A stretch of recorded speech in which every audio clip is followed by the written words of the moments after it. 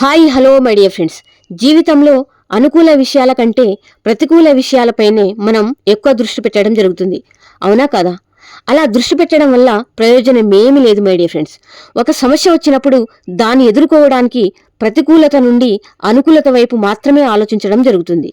అలాగే డబ్బు, సంపద, ఐశ్వర్యం విషయంలో కూడా ఎలా వస్తుంది, ఎక్కడి నుండి వస్తుంది, ఎవరిస్తారు, ఎవరిని అడగాలి, ఇలాంటి ప్రతికూల ఆలోచనలు మిమ్మల్ని ఉక్కిరిబిక్కిరి చేస్తాయి కదా.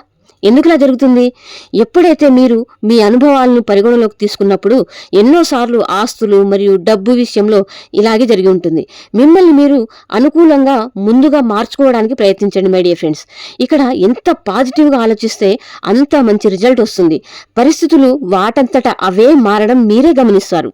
వీలైతే ఒక్కసారి great philosopher Jiddu Krishnamurti, ion రాండ్, Aristotle, Annie Besant వారి ప్రసంగాల నుండి మనం కొంతైనా గ్రహించవచ్చు. ఒక్కసారి వీరిని గమనించినట్లయితే, వీరు రాసిన పుస్తకాలు చదివినట్లయితే వీరు చెప్పేదంతా ఇప్పుడు సమాజానికి వ్యతిరేకంగా తోచవచ్చు. ఎందుకంటే వారి మాటల్లో మీ అంతరంగం వినిపిస్తుంది మై డియర్ ఫ్రెండ్స్. దాని ఆలోచనలు బహిర్గతమవుతాయి. దాని యొక్క స్పష్టత మీకు అర్థమైన మరుక్షణం మీరు ప్రతి విషయంలోనూ ప్రతికూలత నుండి అనుకూలత వైపు మీ ప్రయాణం సాగుతుంది.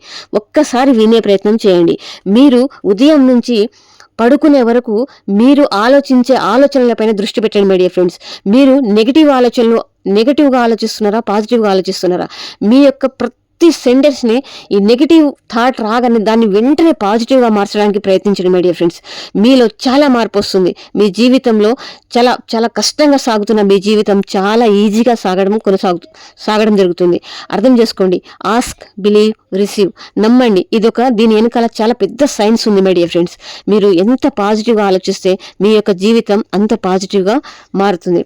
మీ ఆలోచనలు మీ భవిష్యత్తు. మీరు ఏ విధంగా అయితే ఆలోచిస్తారో అదే విధంగా మీ భవిష్యత్తు ఖచ్చితంగా ఉండి తీరుతుంది. Thank you universe. Thank you Guruji.